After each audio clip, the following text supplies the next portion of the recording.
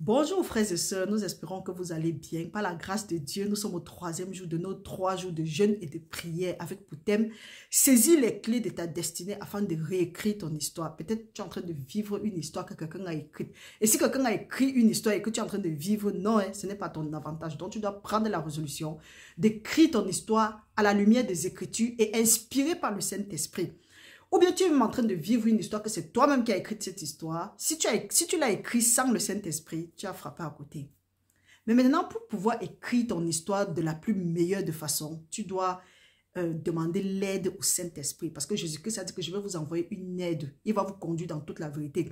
Donc, pour écrire une histoire authentique, tu dois demander au Saint-Esprit de te conduire, de t'inspirer et de te montrer le chemin de la vérité. Parce que la parole de Dieu nous dit... Ce n'est ni par la force, ni par la puissance, mais c'est par l'Esprit de Dieu. Donc, si tu vas écrire ton histoire et que tu ne mets pas le Saint-Esprit, tu ne demandes pas l'aide au Saint-Esprit, tu es en train de travailler en vain. La parole de Dieu dit que, à moins que le Seigneur ne veille, ceux qui veillent, veillent en vain. À moins que le Seigneur ne bâtisse, ceux qui bâtissent, bâtissent en vain. Mais il donne autant à ses enfants, même pendant leur sommeil. Matthieu 6, 33 nous dit, cherchez premièrement le royaume de Dieu et sa justice, et le reste vous sera accordé. Donc, le royaume de Dieu aussi, il y a le Saint-Esprit. Ce n'est que le Saint-Esprit qui peut nous conduire dans le royaume de Dieu. Parce que de nous-mêmes, nous ne pouvons rien faire. Nous sommes limités. C'est pourquoi Jésus-Christ nous a dit dans Jean 6, 63, que les paroles que vous avez, la chair ne sert à rien. C'est l'Esprit qui vivifie. Les paroles que vous avez annoncées sont esprit et vie. Et nous savons que l'Esprit, c'est quoi? Ce sont les anges au service de Dieu. Donc, frères et sœurs, aujourd'hui, nous allons continuer. Nous rendons gloire à Dieu. Avant de continuer, j'aimerais... nous aimerions souhaiter beaucoup de courage à ceux-là qui ont pris part au jeûne. Ceux qui n'ont pas pris part au jeûne pour des raisons peut-être de santé ou bien pour des raisons privées. Beaucoup de courage à vous et nous prions que le Seigneur vous donne le désir de vos cœurs, vous accorde le désir de vos cœurs et qui continue à vous fortifier. Pour ceux qui ne sont pas au courant, on ne sait jamais, partagez la vidéo. Quand on demande de partager la vidéo, vous suivez la vidéo, vous gardez. Ne gardez plus parce que non seulement vous freinez le travail de Dieu, mais aussi... Tu ne sais pas qui est-ce que tu pouvais bénir avec cette vidéo-là. Envoie. Si peut-être tu te dis non, parce qu'il y a des gens qui disent que oui, tu es en train de chercher la monétisation sur YouTube. Non, hein? La chaîne-là, elle est libre. C'est libre de droit. Donc, si tu veux prendre les vidéos, si quelque chose t'intéresse, ramasse, tu pars avec. Va bénir d'autres gens avec. Dans la chaîne, ici, nous ne demandons pas la dîme. Ici, nous ne demandons pas les offrandes. Si tu es poussé par l'Esprit à bénir le ministère de Dieu, à bénir l'œuvre de Dieu, bénis. Mais ici, là, on ne demande rien à personne. Comme nous vous disons toujours, Dieu nous a suffisamment bénis. Le fait même d'être ici, c'est une bénédiction de Dieu. Donc, ne connais pas quel genre de bénédiction quelqu'un va me donner si ce n'est pas celle qui vient de Dieu. Je rends gloire à Dieu pour ça. Bien, n'oubliez pas d'appuyer le pouce et appuyez aussi la cloche de notification dès qu'il y a les nouvelles vidéos, que vous soyez informés. Et ça, vous oubliez, abonnez-vous et demandez à ceux à qui vous envoyez les vidéos de s'abonner. C'est gratuit et c'est encourageant. Laissez vos commentaires, laissez vos feedbacks en bas des vidéos et nous serons très très reconnaissants envers vous. Nous rendons gloire à Dieu. Dieu sera glorifié au travers de nous. Frères et sœurs, nous sommes au 3e jour comme nous avons dit. Le premier jour, nous avons pris le temps d'identifier les gens envers qui nous avons des ressentiments, des problèmes.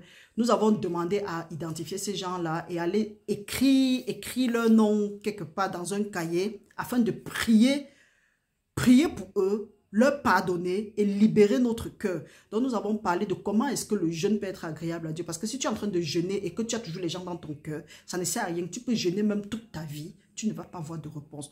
Donc, nous nous sommes concentrés sur le fait que nous devrons libérer les prisonniers de nos cœurs. Nous devons nous occuper des indigents. Nous devons aller vers d'autres personnes et nous devons respecter le sabbat, le sabbat qui est le jour du Seigneur. Et nous devons, et automatiquement, quand nous faisons l'un de ces trucs-là, nous allons voir la bénédiction de Dieu dans nos vies. Donc la bénédiction de Dieu ne dépend pas de notre dîme, ça ne dépend de rien, ça dépend juste de notre obéissance.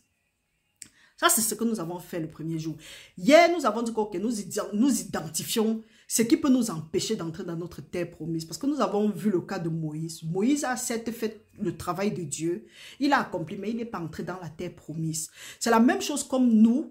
bien, il n'est pas entré dans la terre promise à cause de la colère. C'est la même chose que tu peux faire l'œuvre du Seigneur, tu peux bien faire, mais à cause d'un péché, d'une iniquité que tu n'as pas encore travaillé ça, à cause de ça, tu n'entres pas dans le royaume de Dieu, ou bien tu n'entres pas dans ta destinée, tu n'accomplis pas ta destinée, ou bien tu ne vis pas les promesses que Dieu t'a promis sur cette terre. Donc hier, nous avons pris le temps de dire, ok, nous avons vu que Moïse, lui, il avait plutôt la colère, bien qu'il était l'homme le plus humble de la surface de la terre, il n'a pas pu entrer dans sa destinée. Donc ça fait que nous devons faire très attention à nous-mêmes, parce que nous pouvons être là, nous faisons l'œuvre du Seigneur, nous sommes des philanthropes, nous nous occupons des pauvres, nous faisons tout ce qu'il y a à faire, mais nous n'entrons pas dans notre terre promise. Pourquoi? Parce que nous avons gardé un péché en nous. Ou bien à cause peut-être de la jalousie, à cause du ressentiment, à cause de la vengeance, à cause du non-pardon, voilà le plus dangereux. Ou bien à cause de la peur. Parce que nous pourrions lire plus tard, et nous avons eu hier à lire ça ici, quand même la peur, la timidité. Si quelqu'un dit même qu'il sait le Seigneur et qu'il a peur, ça passe dans les temps de feu. Donc nous avons demandé à identifier ça et nous avons aussi identifié les manifestations des mauvais fondements. Parce que la parole de Dieu nous dit dans Somme 11:3 que quand les fondements sont renversés, le juste que fera-t-il? Donc parfois ces fondements-là, c'est parce que c'est renversé. Ce qui pousse maintenant, le fondement qui reste debout, est celui-là qui produit ces mauvaises choses dans nos vies. Donc, nous devons identifier ce qui peut nous empêcher d'entrer dans notre destinée et identifier là où les fondements sont renversés. Donc, identifier les choses qui sont récurrentes dans nos familles. Aujourd'hui, maintenant, nous allons nous concentrer un peu sur quelles sont les portes, qu'est-ce qui a fait que ces fondements-là ont été renversés. Parce que quand les fondements sont renversés, le juste que fera-t-il? Ça veut dire quoi? Que si spirituellement quelque chose n'est pas en place, physiquement, tu vas prier, même si ça fait semblant d'être en place, ce n'est qu'une question de temps. Parce que quand la fondation, si tu veux bâtir une maison, si la fondation n'est pas solide, ce n'est qu'une question de temps. Dès que la tempête va passer, ça va tomber. Donc, c'est ça qui fait que nous sommes nombreux parfois à être découragés. On prie pour un thème, ça ne change pas. Pourtant, la parole de Dieu dit que, bien-aimé, je souhaite que tu prospères à tout égard et que tu sois toujours en bonne santé. Mais tu te rends compte qu'au lieu de prospérer, tu stagnes.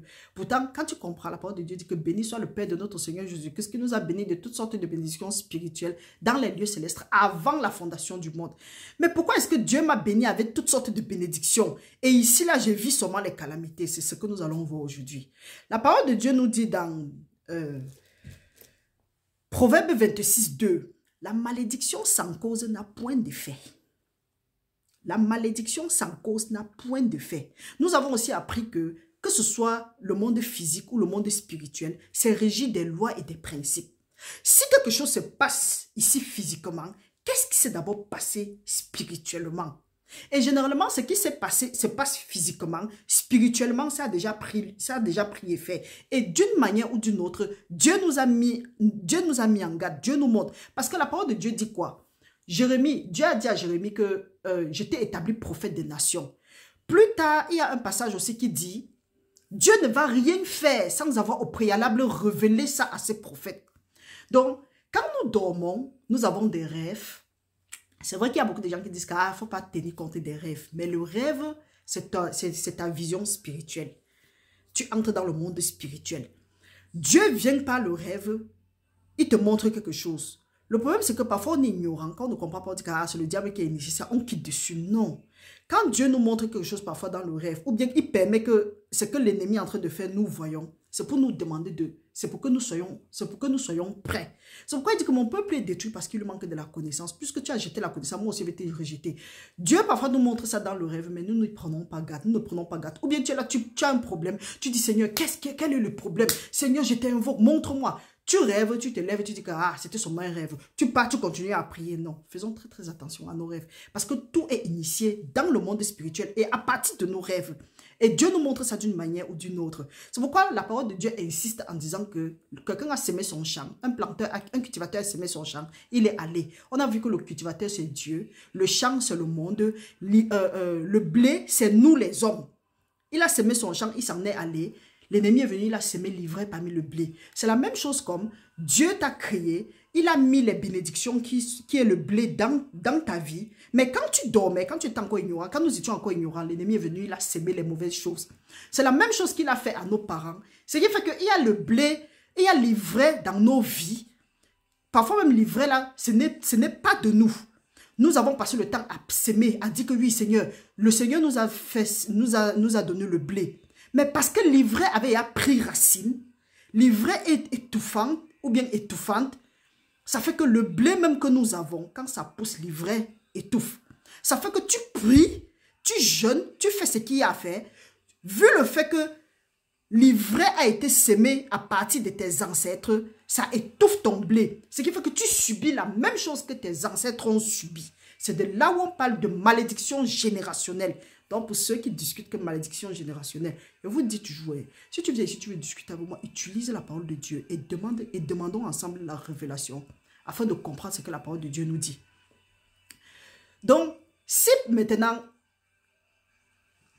tu sais que oui, il y a le blé dans ton champ et que tu as demandé le blé et que quand tu demandes, Dieu va te donner. Tu ne peux pas demander le poisson, Dieu te donne le serpent. Tu peux pas demander l'œuf, Dieu te donne le scorpion. Tu as passé ton temps à prier, à demander, tu as fait confiance à Dieu. Mais tu es étonné que c'est toujours les mauvaises choses qui viennent dans ta vie. C'est qu'il y a un fondement qui est renversé quelque part. C'est qu'il y a une malédiction qui est cachée quelque part. Parce que la parole de Dieu dit que la malédiction sans cause n'a point d'effet. Maintenant, le malheur qui t'arrive ici physiquement, qu'est-ce qui a été mis spirituellement en place? 2 Corinthiens 4, 18 nous dit, c'est Paul qui parle, il dit, ne vous concentrez pas sur ce qui est physique, mais restez concentrés sur ce qui est spirituel. Parce que c'est ce qui est spirituel qui est éternel. Qu'est-ce qui ne marche pas dans ta vie? Qu'est-ce qui te rend triste? Qu'est-ce qui t'afflige? Au lieu de rester là-bas et critiquer les choses, mettre la parole de Dieu en doute, entre plutôt dans le spirituel. Dieu t'a montré ça dans le rêve. Sors maintenant, tu dis que oui, ce qui va lier sur la terre sera lié au ciel. Ce qui va délier sur la terre sera délié au ciel. Tout ce qui ne te plaît pas dans ta vie, tout ce que tu vois dans ta vie, tout ce que tu vois dans ta vie spirituelle, entre là-bas, tu invoques le feu de Dieu. Tu prends maintenant les âmes spirituelles de Dieu. Tu te revêtis des âmes spirituelles de Dieu. 2 Corinthiens 10, 3 à 4 dit que les âmes, que si nous marchons dans la chair, nous ne combattons pas dans la chair. Parce que les âmes avec lesquelles nous combattons ne sont pas charnelles, mais sont puissantes par la vertu de Dieu pour renverser les forteresses. Quelle est la forteresse satanique qui t'empêche d'avancer? Quelle est la forteresse satanique qui t'empêche d'avoir ta promotion? Quelle est la forteresse satanique qui t'empêche d'être élevé? Quelle est la forteresse satanique qui t'empêche d'être en santé? Tu te lèves. Tu commences à détruire les forteresses là. Tu commences à maudire ces forteresses là. Tu demandes à Dieu d'aller de détruire ça comme il a détruit le mur de Jéricho. Et si tu ne connais pas, va dire que Seigneur, je t'invoque maintenant. Comment est-ce que je vais m'y prendre? Que de rester là-bas et dire que j'ai trop prié. Je ne connais plus comment est-ce que je vais prier. Tu ne connais plus comment tu vas prier. L'ennemi te met ça dans la tête. Parce que c'est à toi, c'est à nous que le pouvoir a été donné de marcher sur les serpents et sur les scorpions et sur toute la puissance de l'ennemi. Et rien ne pourra nous nuire. La parole de Dieu dit rien. Ce qui fait que nous étions toujours les échecs, c'est quoi? C'est que nous ne voulons pas obéir vraiment à la parole de Dieu. Nous doutons. Nous allons voir à la lumière des Écritures comment est-ce que si nos ancêtres n'avaient pas douté, ils devront être loin. Mais parce qu'ils ont douté, ils ont aussi raté d'entrer dans leur destinée. Donc, ce que nous allons faire, c'est que nous allons identifier les portes par lesquelles les malédictions qui sévissent, que nous subissons, ont eu accès à nos vies. Et quand nous allons identifier ces portes-là, nous allons aussi trouver le cahier écrit. Quand nous allons identifier ces portes-là, nous allons nous confesser, nous allons nous repentir et nous allons renoncer. Parce que si tu ne te repens pas, tu ne renonces pas à ça, ça va toujours te suivre. Nous avons dit cela, que ce n'est pas parce que tu es une nouvelle créature, que les choses anciennes sont passées, parce que toutes choses deviennent nouvelles. Dieu dit que les choses anciennes sont passées parce qu'il dit que, ok, nous-mêmes, nous avons maintenant la possibilité de dire que, hey, telle chose quitte là-bas, mais la bonne nouvelle, c'est que Dieu nous a déjà porté du monde des ténèbres, il nous a ramenés dans le monde de la lumière, dans le royaume de la lumière de son Fils. Donc maintenant, c'est à nous d'identifier ce qui ne marche pas dans notre vie et de les briser au nom de Jésus-Christ.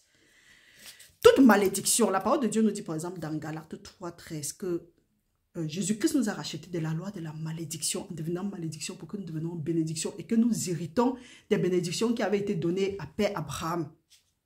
Maintenant, il y a quoi qui dure dans ta vie et que tu ne peux pas briser? Oui, tu vas dire que tu as brisé, mais est-ce que tu as pris le temps d'identifier? Quand bien même tu as identifié, est-ce que tu as pris le temps de te repentir, de confesser? Est-ce que, même quand tu as confessé, est-ce que tu te repentis? Est-ce que tu as renoncé? Parce que renoncer veut dire que je ne veux plus rien avoir à faire avec toi. Amos 3.3 nous dit que deux personnes marchent-ils ensemble, à moins qu'ils ne se soient convenus. Peut-être tu renonces.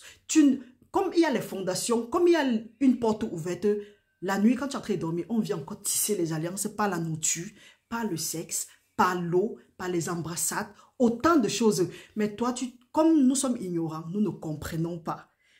Mais Dieu merci, il dit que le voile qui nous empêche de voir briller la splendeur de l'évangile de Dieu a été déchiré. Et ça doit être déchiré au nom puissant de Jésus-Christ parce que Jésus-Christ a déchiré ce voile-là. Donc, frères et sœurs, nous allons lire quelques passages. Il y a vraiment beaucoup à dire. Je ne sais pas si on va faire ça seulement en une seule étude. Voyons comment est-ce que le Saint-Esprit va nous guider. Avant de commencer, frères et sœurs, nous allons rester aujourd'hui dans le livre de Genèse. Nous allons un peu nous appesantir sur ça pour voir comment est-ce que quand Dieu donne les commandements, si nous respectons, nous allons entrer dans notre destinée. Mais quand nous ne respectons pas, nous sommes d'office. Nous cassons la tangente comme on dit souvent. Nous sommes d'office déviés de nos fondements. Et là, nous brisons les fondements. Allons voir. Allons dans Genèse 3. À partir du verset 1, nous allons lire, nous allons un peu lire, nous allons commencer. La parole de Dieu dit, le serpent était le plus rusé de tous les animaux. Pour ceux qui voient les serpents, ils disent que non, on m'a dit que si je vois le serpent, que je sache que c'est quelque chose, c'est que mon père veut me dire, ou bien mon grand-père, ou bien qui était mort voulait me dire quelque chose. Dieu ne peut pas dire que quelque chose n'est pas bon. Moi, je dis que c'est bon. Parce que c'est comme ça que c'est dans ma tradition, mais c'est comme ça que c'est dans mon village. Non. Et c'est pourquoi Jésus-Christ dit que vous rendez la parole de Dieu n'a pas d'effet dans vos vies à cause de vos traditions. Si la parole de Dieu dit ça et que moi je ne veux plus me retrouver frustré quand je prie, je dois laisser certaines choses.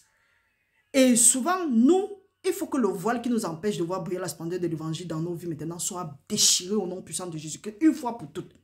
Parce que parfois, nous sommes coincés. On dit que non, mine de rien, il faut toujours rentrer aux traditions.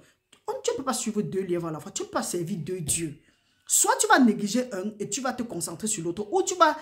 Ce qui est sûr, tu ne peux pas suivre tous les deux. Donc, frères et sœurs, la parole de Dieu nous dit, lisons, le serpent était le plus rusé de tous les animaux des champs que l'Éternel Dieu avait fait. Il dit à la femme, Dieu a-t-il réellement dit, vous ne mangerez pas de tous les arbres du jardin. La femme répondit au serpent, nous mangerons du fruit des arbres du jardin. Mais quant au fruit de l'arbre qui est au milieu du jardin, Dieu a dit, vous n'en mangerez point et vous ne toucherez point, de peur que vous ne mouriez. Alors le serpent dit à la femme, vous ne mourriez point, mais Dieu sait que le jour où vous en mangerez, vos yeux s'ouvriront et que vous seriez comme les dieux, connaissant le bien et le mal. La femme vit que l'arbre était bon à manger et agréable à la vue, et qu'il était précieux pour ouvrir l'intelligence. Elle prit de son fruit et en mangea. Elle en donna aussi à son mari qui était auprès d'elle, et il mangea. Les yeux de l'un et de l'autre s'ouvrirent, et il connut qu'ils étaient nus, et ayant cousu les feuilles de figuier, il s'en fit des ceintures. La parole de Dieu parle ici là de la ruse.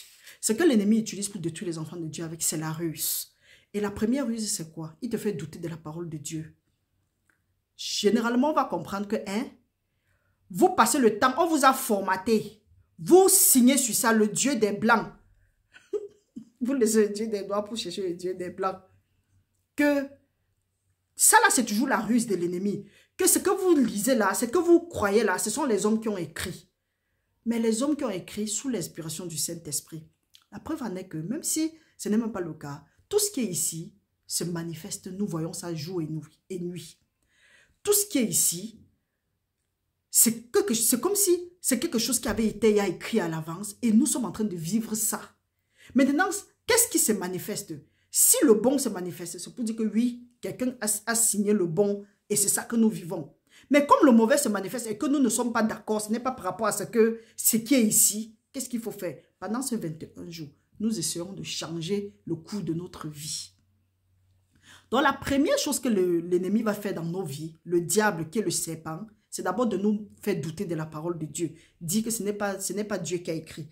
Le deuxième point, c'est que il va nous pousser à refuser la parole de Dieu parce qu'il dit que non, si tu manges, tu ne vas pas mourir, mais tu vas devenir comme un Dieu. Tu vois, nous voyons comment est-ce que l'envie de l'homme, la convoitise, le fait de vouloir être toujours grand, grand sans chercher Dieu. Parce que là, maintenant, Dieu avait dit que ne mangez pas le fruit de cet arbre, mais ils sont allés manger parce que le diable a dit que, oui, si vous mangez, vous seriez grand, vous seriez comme un Dieu.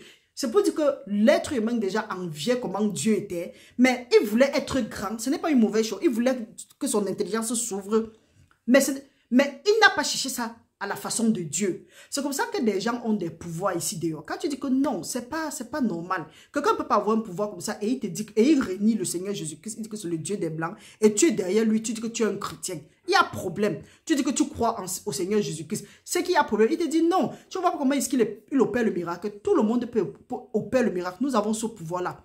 Et sachez que ce n'est pas tous ceux qui opèrent le miracle qui sont vraiment de Dieu. Le diable même opère le miracle parce que quand nous ne voyons nulle part écrit que quand il a été jeté, il a été précipité sur la terre, Dieu lui a retiré son pouvoir, le pouvoir qu'il lui avait donné à l'avance. On l'a simplement jeté sur la terre. C'est pourquoi la parole de Dieu nous dit dans l'Apocalypse, malheur à la terre. Et c'est avec ce pouvoir-là qu'il passe le temps à tromper des gens, à dire que non, si tu fais ça, ton intelligence va s'ouvrir. Plus tard, en tout cas même plus tard ou plus tôt, nous voyons carrément que l'homme s'est laissé emporter. Adam et Ève se sont laissés emporter. Et en se laissant emporter, le fait de briser la parole de Dieu, de ne pas mettre la parole de Dieu en pratique, le commandement de Dieu en pratique, que vous ne mangerez pas le fruit de cet arbre, le fait déjà de refuser d'écouter ce que Dieu avait dit et de faire autre chose, eux, ils brisaient leur alliance avec le Seigneur et ils tissaient une nouvelle alliance avec le diable. Maintenant, comme le diable n'a rien d'autre, parce qu'il a utilisé la ruse pour pouvoir prendre les clés, pour pouvoir prendre le pouvoir que Dieu a donné à l'homme, pour pouvoir lui retirer son aisance, sa joie, tout ce que Dieu avait donné. Donc, il poussait l'homme à briser la parole de Dieu, à briser le commandement de Dieu. Là, il devait se saisir des clés. Et là, il devait tisser Donc, il a tissé une alliance avec l'homme. Et l'homme ne savait pas. Une fois que Adam et Ève ont brisé le commandement de Dieu, nous voyons comment est-ce que Dieu les a chassés du jardin. Or, ils étaient censés être dans le jardin aussi longtemps qu'ils respectaient les commandements de Dieu. Donc peut-être que quelque part tu souffres, tu as déjà prié, tu as déjà fait les choses. Demande, est-ce que tu es là où Dieu voulait que tu sois avant la fondation du monde? Nous avons eu à faire un jeûne de prière ici, que Seigneur, réaligne-moi à mes fondements. Maintenant, si Dieu même te réaligne à tes fondements et que tu ne respectes pas la parole de Dieu, tu ne respectes pas ses commandements, tu seras toujours hors de tes fondements. Nous voyons maintenant que Adam et Ève ont été chassés. Le Seigneur a maudit en disant que tu vas travailler, tu vas manger à la sueur de ton front. Ce n'est pas ce qui était prévu avant. Ce qui était prévu avant, c'était quoi? Que Adam et Ève devront louer le Seigneur, ils devront servir le Seigneur et ils devront vivre dans l'essence. Ils devront être tranquilles. Donc leur part de travail, c'était servir le Seigneur. C'est la même chose comme aujourd'hui. Dieu nous a créé que nous venons sur la terre. Nous sommes là pour le servir.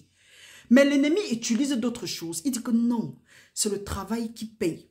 Fais comme ça, tu seras grand. Il faut que tu remplisses tel nombre de comptes. Il faut que tu ouvres un autre compte dans tel pays pour savoir que oui, tu es grand. Il faut que tu bâtisses tel nombre de maisons. Il sait qu'il t'embrouille.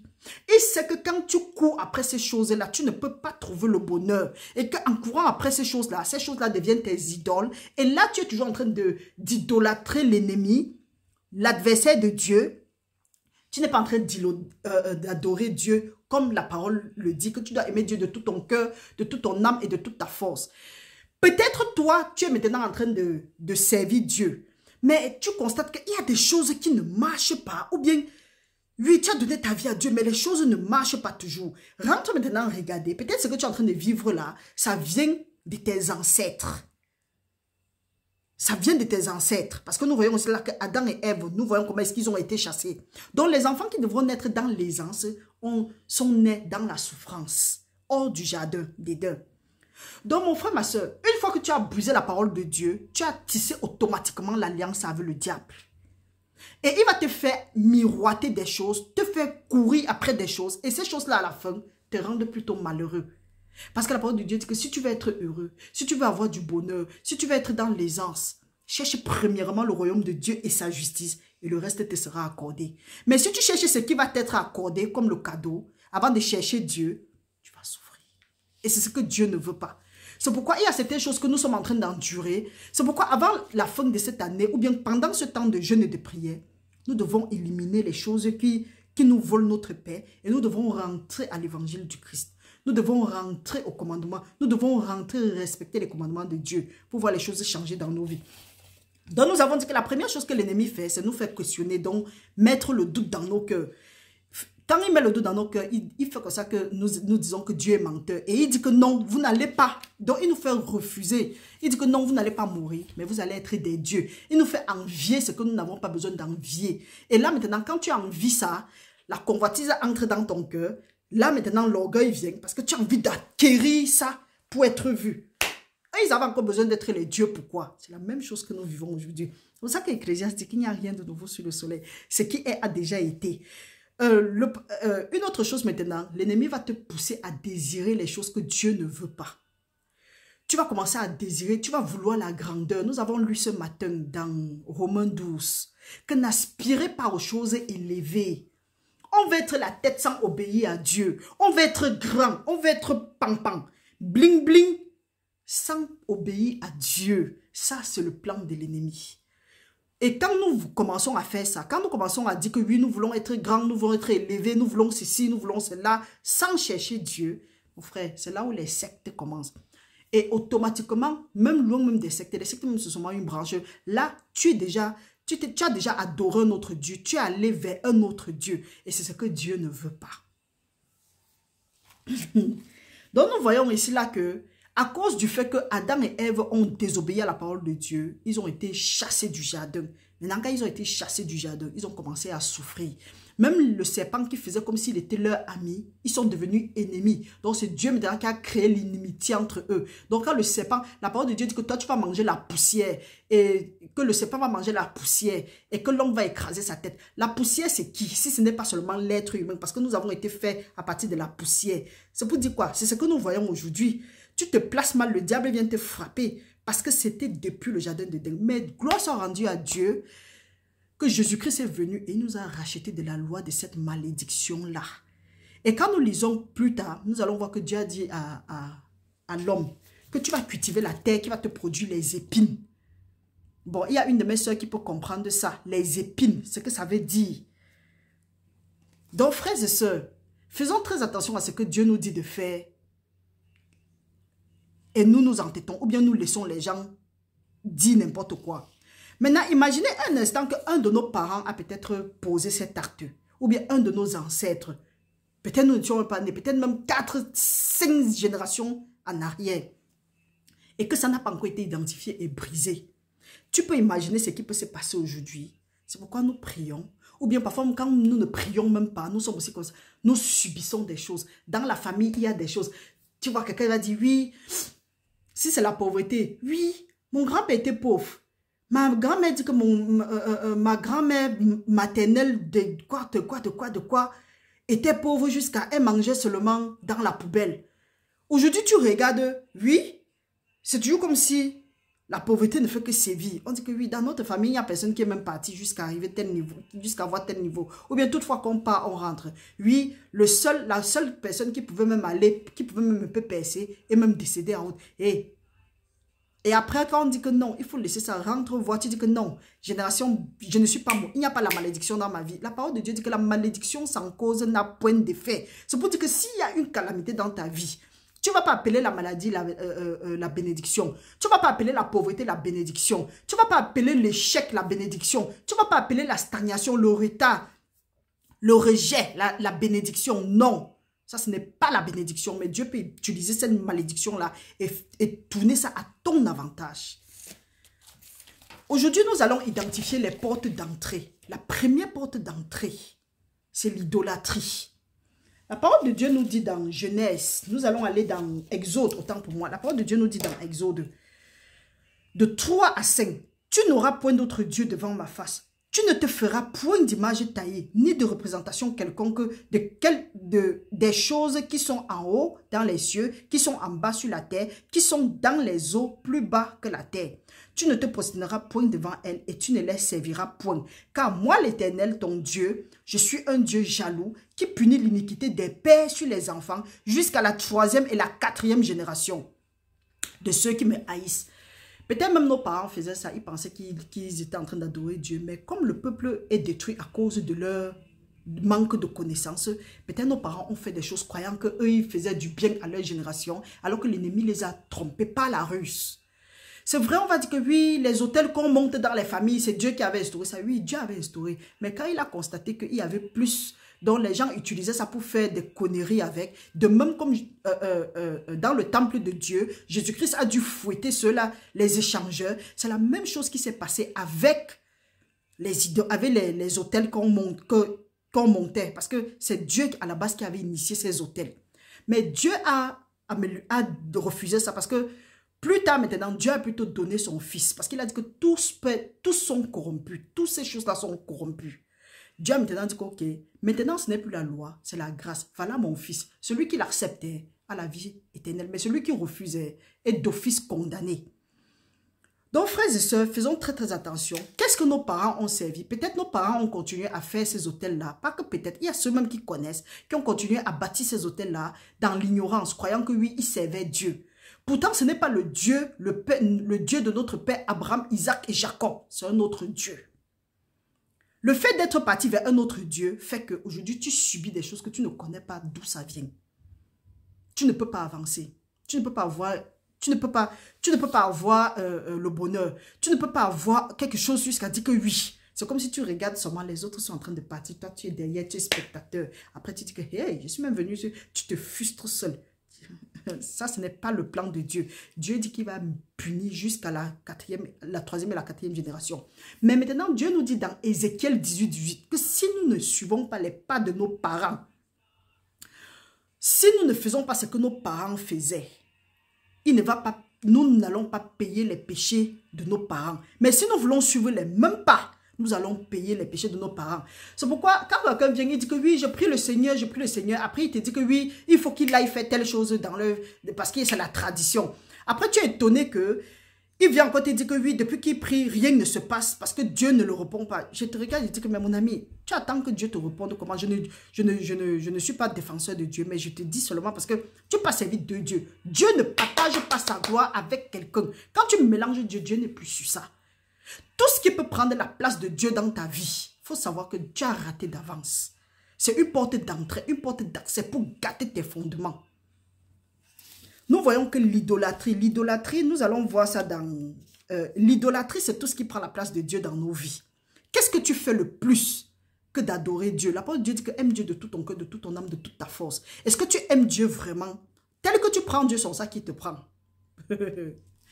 C'est pourquoi il dit que cherchez premièrement le royaume de Dieu et sa justice et le reste vous sera accordé. Est-ce que tu mets Dieu en premier? Est-ce que tu cherches Dieu? Est-ce que tu es prêt à servir Dieu? Si tu es prêt à servir Dieu, vas-y. Mais si tu veux servir autre chose, mon frère, ma soeur, l'autre chose là que tu sais, ça va te fatiguer. Parce que la parole de Dieu nous montre dans Isaïe 49 que c'est auprès du Seigneur qu'il y a mon droit. C'est en vain que j'ai travaillé. Allons lire Isaïe 49, nous allons voir ça en entier. Dieu nous a mis sur la terre pour que nous le servons. Et il a dit aussi dans Exode 23, oui, que vous allez servir l'Éternel. Il va bénir votre eau, il va bénir votre pain. Il va chasser vos ennemis devant vous avec les frelons. Il n'y aura pas de femme stérile. Il va multiplier l'œuvre de tes mains. Tu es où? Qui est ton employeur? Est-ce que c'est Dieu que tu sais? Mon frère, si ce n'est pas Dieu ton employeur, il faut savoir que tu as raté. L'employeur pour qui tu travailles là, il ne va jamais te payer. Dieu est le meilleur payeur. Dieu est le meilleur payeur. Je le dis, oh. Donc, nous voyons qu'il y a une porte qui est la cause des mauvais fondements. Il y a l'idolâtrie. Nous allons prendre le temps d'étudier ça. Nous allons voir que vous pouvez m'aller lire dans Somme 78, de 58 à 67, à 64. Nous allons voir que dans l'idolâtrie, à cause de l'idolâtrie, il y a les meurtres, il y a les guerres. Les filles ne sont pas honorées. Les garçons sont des voleurs. Ils meurent par l'épée. Il y a les calamités. Les mariages sont instables à cause de l'idolâtrie. Et Dieu rejette son peuple. Donc lui-même, il livre son peuple à la captivité. Il y a les noms.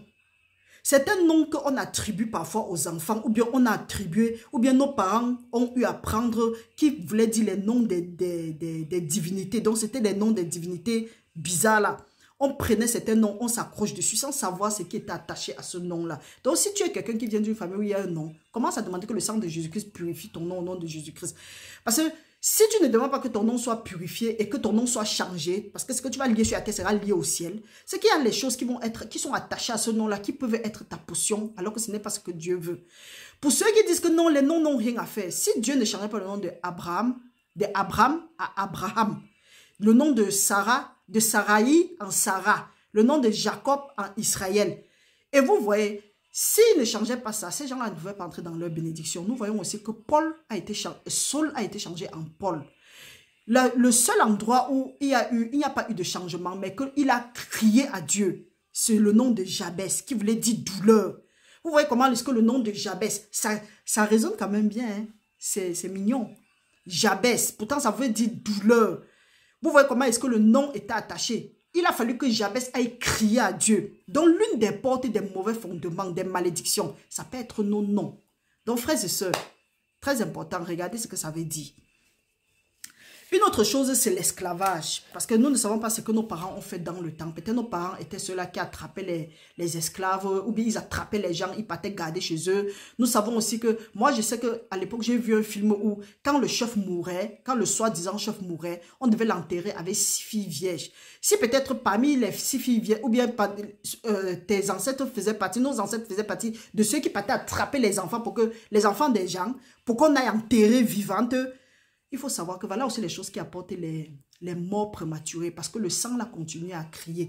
Nous pouvons lire ça dans Exode 26. La parole de Dieu dit, celui qui dérobera un homme et qui l'aura vendu ou retenu entre ses mains sera puni de mort.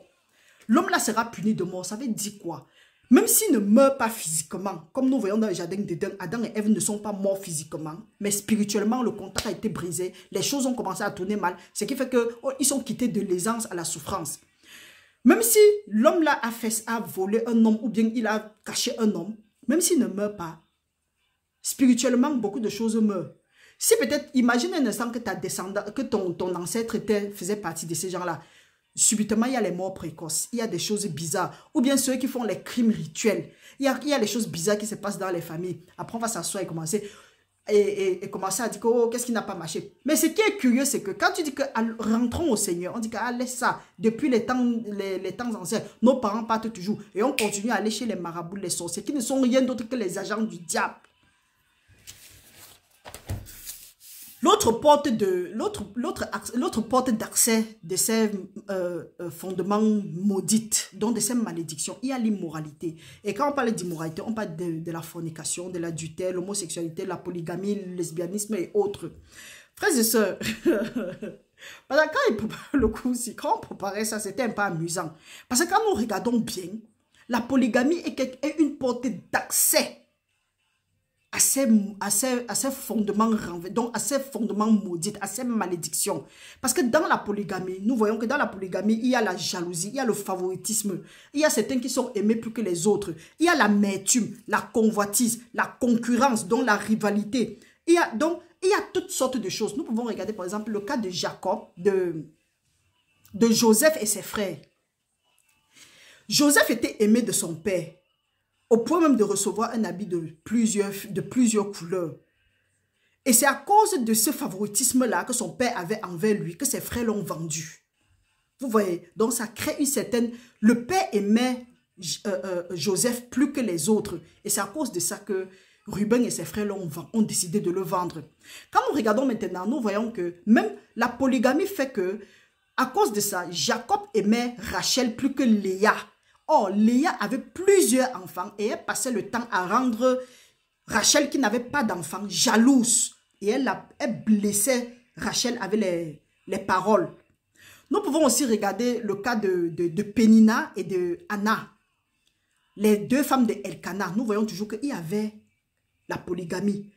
Pénina passait le temps à déranger Anna, à l'insulter, que la stérile. Dieu merci, Dieu a béni Anna avait son enfant. Donc vous voyez que, et nous voyons aussi que Elkana aimait Anna plus. Donc nous voyons que la polygamie souvent apporte beaucoup de rivalité. Ça fait que quand il y a la convoitise, il y a la jalousie, il y a la rébellion, il y a la fâcherie et autres, ça ouvre directement la porte et la malédiction est là. Pourquoi? Parce que nous concevons les choses de la chair, alors que la parole dit que nous devons concevoir plutôt les choses de l'esprit. Nous devons produire les fruits de l'esprit. Au lieu de produire les fruits de l'esprit, on produit plutôt les fruits de la chair. Donc ça ouvre directement une porte, un arbre est directement là et ça produit ça. Ça fait que si ce n'est pas l'aide de Dieu, il y aura les jalousies pas possibles. Quand quelqu'un aura un malheur, il va indexer l'autre.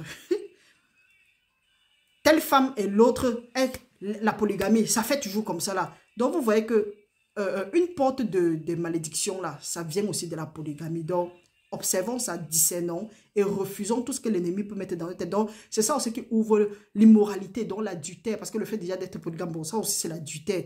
Ça c'est dans l'Ancien Testament, oui, c'était permis. Mais dans le Nouveau Testament, Jésus-Christ a accompli que chacun ait sa femme.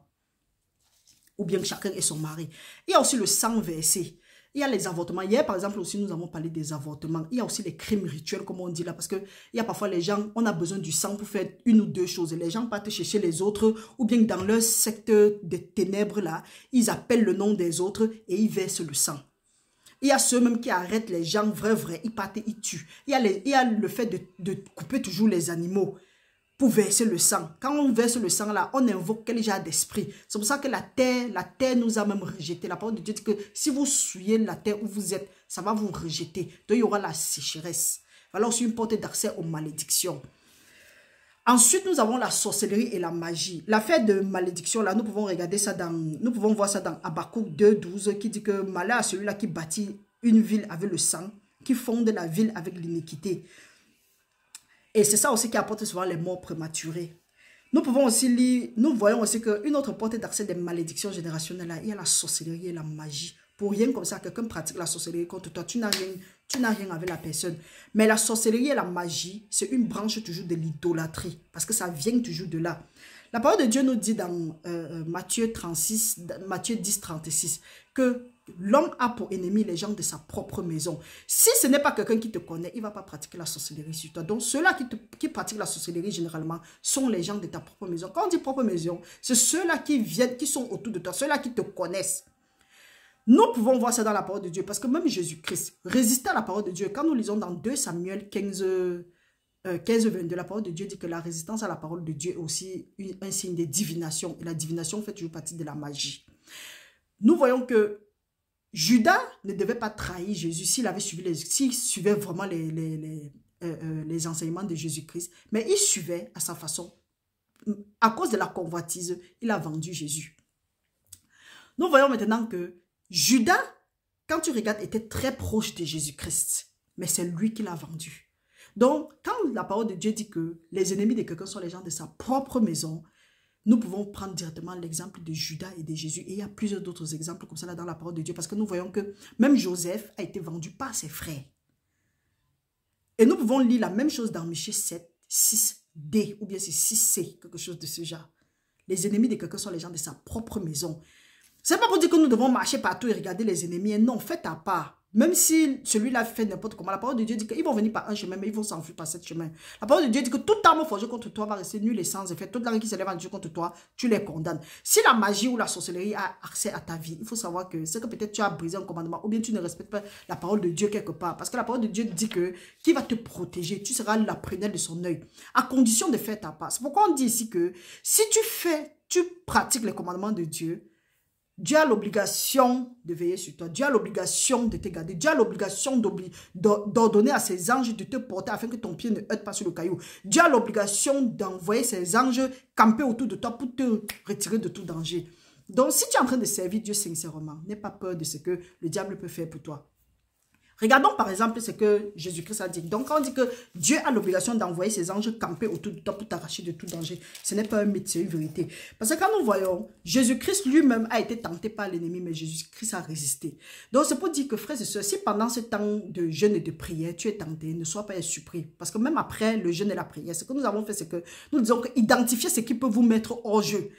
Parce que si Jésus-Christ n'avait pas fait pareil, c'est qu'il devait rater aussi. Il pouvait aussi rater sa destinée, sa mission sur la terre.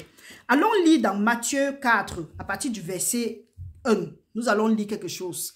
La parole de Dieu dit, « Alors, Jésus fut amené par l'Esprit dans le désert pour être tenté par le diable. Après avoir jeûné 40 jours et 40 nuits, il eut faim. Le tentateur, s'étant approché, lui dit, « Si tu es le Fils de Dieu, ordonne que ces pierres deviennent des pains. » Donc, le tentateur va toujours venir mettre la parole de Dieu en question. Donc, fait que tu vas avoir l'impression, tu vas vouloir douter. C'est pourquoi, si tu es en train de si tu es en train de parler avec quelqu'un, vous changez peut-être les paroles, ou bien vous êtes en train de discuter, vous êtes en train de parler, jusqu'à comment te poser, ou bien tu arrives, que quelqu'un te demande que, est-ce que tu es sûr que ce que tu lis, tu crois là, ça vient de Dieu? Retire-toi de là, quitte de là. Dieu n'est pas un Dieu du désordre, mais de paix. Et là où il y a l'Esprit de Dieu, il y a la liberté. Quand tu vois quelqu'un comment il a t'exiger, il dit que tu vas faire telle chose, sans ça je ne te parle plus, ou bien on ne va pas te soutenir sur certaines choses. Si tu connais le Dieu que tu sais, ceux qui connaissent leur Dieu renouvellent leur force, ceux qui se confient en Dieu renouvellent leur force et ils prennent de l'envol comme l'aigle, ils courent et ils ne se fatiguent pas. Tu dames sur ça et tu avances ta vie. Il dit, si tu es le Fils de Dieu, ordonne que ces pierres deviennent des pains. Jésus répondit, il est écrit, l'homme ne vivra pas de pain seulement, mais de toute parole qui sort de la bouche de Dieu. Le diable le transporta dans la ville sainte, le plaça sur le haut du temple et dit, si tu es le Fils de Dieu, jette-toi en bas et il est écrit, il ordonnera à ses anges à ton sujet. Ils te porteront sur les mains de peur que ton pied ne heurte contre une pierre. Jésus lui dit, il est aussi écrit, tu ne tenteras pour le Seigneur ton Dieu. Le diable le transporta encore sur une montagne très élevée, lui montra le royaume du monde et leur gloire. Les royaumes du monde et leur gloire. Et lui dit, je te donnerai toutes ces choses si tu te prosternes et m'adores. Jésus lui dit, retire-toi, Satan, car il est écrit, tu adoreras le Seigneur ton Dieu, tu le serviras lui seul. Alors le diable le laissa et voici les anges virent auprès de Jésus et le servaient. Mon frère, ma soeur, c'est la même chose. Nous voyons ici là que il dit, si tu te prosternes et m'adores. Aujourd'hui, le problème c'est quoi?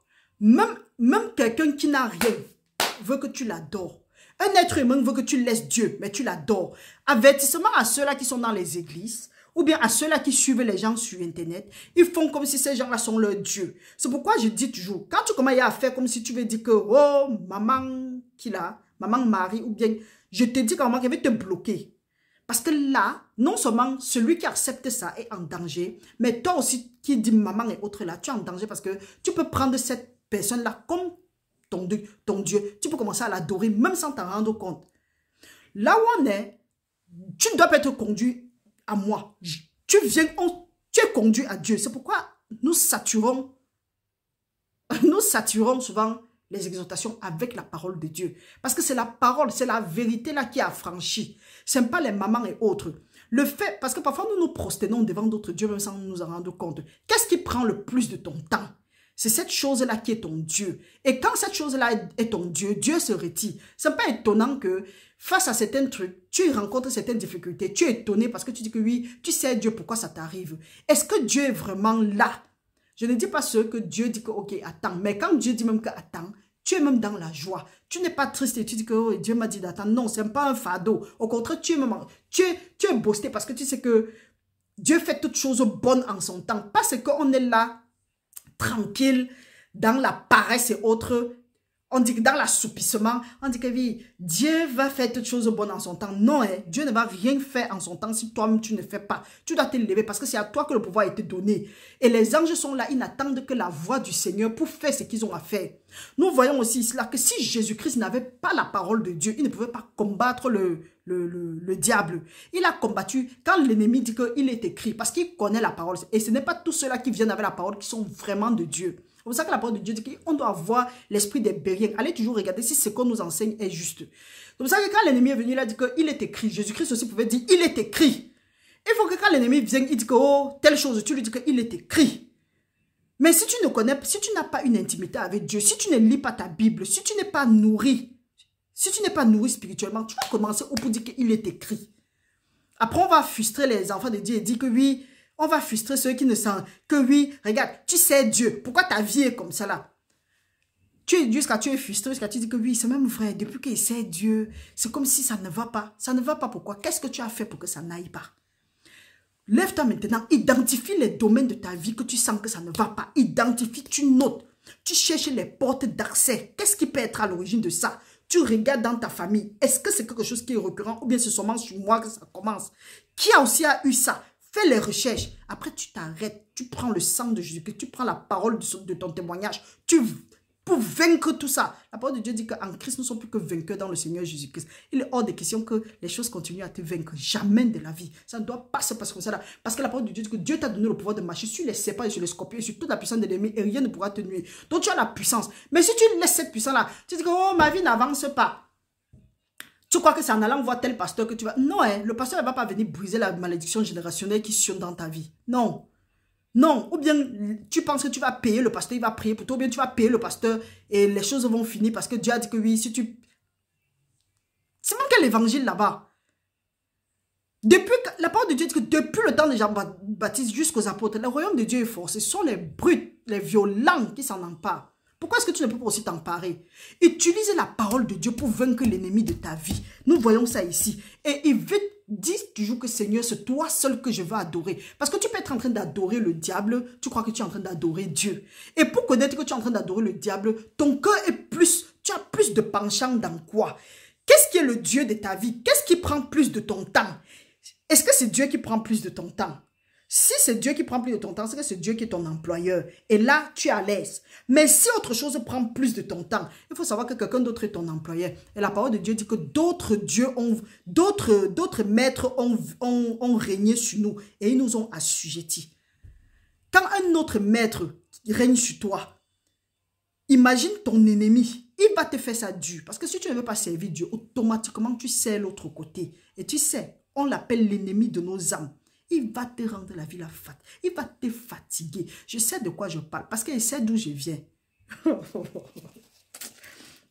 Donc nous voyons que Jésus-Christ a pu combattre ça avec la parole. Et si nous disons que nous sommes les imitateurs de Christ, nous devons être à mesure aussi que quand quelque chose vient vers nous, on dit qu'il est écrit. Pas dire que oui, Dieu comprend. Oui, je vais faire ça parce que Dieu comprend. Ça, c'est une petite... Elle va aussi se reconnaître. Il y a une qui a dit que non, tu peux peut-être voler pour sauver quelqu'un qui est dans le besoin. Non, Dieu n'a pas besoin que tu voles pour sauver quelqu'un. Si tu pêches parce que tu veux sauver quelqu'un, tu vas payer le prix. Tu vas payer le prix. Non. Qu'est-ce que Dieu dit? Dieu dit ne vole pas. Parce qu'il sait pourquoi il dit que ne vole pas. Il sait que quand tu voles, ce qui est écrit dans Zacharie, je crois que c'est dans Zacharie 5.2 ou bien 2.5, que le rouleau volant va demeurer dans la maison du voleur. Et quand ça demeure comme ça va exterminer tout ce qu'il a. Et le voleur, quand on attrape le voleur, il doit remettre au septuple tout ce qu'il a volé et tout ce qui se trouve dans sa maison. Donc, frères et sœurs, quand Dieu dit ne fais pas, laisse. Quand Dieu dit ne fais pas, c'est pour son bien, c'est pour ton bien. Nous ne rendons pas service à Dieu quand nous ne faisons pas quelque chose. C'est pour notre bien. C'est parce qu'il sait que quand nous faisons, ça joue sur nous dans le spirituel. Et maintenant, nous voyons que Adam et Ève ont commis ce qu'ils ont commis. Au lieu d'avouer leur péché, laisser même leur nudité, peut-être s'ils avaient laissé leur nudité, Dieu devait venir leur voir comme ils étaient nus. Il devait les cacher. Mais ils ont eux-mêmes cherché les feuilles, ils se sont cachés, sans pouvoir avouer leur péché. Et ils ont dit que, directement, Adam a dit que c'est la femme que tu as. Donc nous sommes toujours en train de chercher les gens qu'on va indexer. On cherche toujours le bouc hémisphère. Apprenons à accepter nous-mêmes nos erreurs. Soyons responsables de nos actes. Acceptons. Parce que quand tu acceptes, tu es sur la route de la délivrance. Une fois que tu as accepté, tu confesses, tu te repens. Ce repentir veut dire que tu ne vas plus passer par là. Tu prends une autre route et tu renonces. Là, tu auras ta délivrance. Frères et sœurs, suivez les vidéos aussi. Ce n'est pas que c'est... Il y a les gens qui vont dire que non, c'est ennuyant. C'est ennuyant, mais c'est instructif. C'est ennuyant, mais c'est quelque chose que peut-être tu n'as jamais compris. On te dit souvent que briser les malédictions générationnelles sans te dire comment est-ce que ça doit se passer. Ou bien on te dit que non, prie contre ceci, prie contre cela. Non. Pour prier, tu dois avoir une certaine connaissance. C'est un peu comme si quand on te dit de prier contre ceci, prier, c'est comme si on te dit que, ok, prends le remède ici. combat peut-être le palu, prends le remède ici, combat la toux, prends ceci. Et à un moment, tu tâtonnes, à un moment même, tu te rends compte que rien ne bouge. Pourtant, si tu sais bien que oui, voilà là où j'ai le problème. Peut-être ton problème, c'est sur les maux de tête. Tu sais qu'en prenant tel produit, ça va arrêter le maux de tête. Tu cibles ça.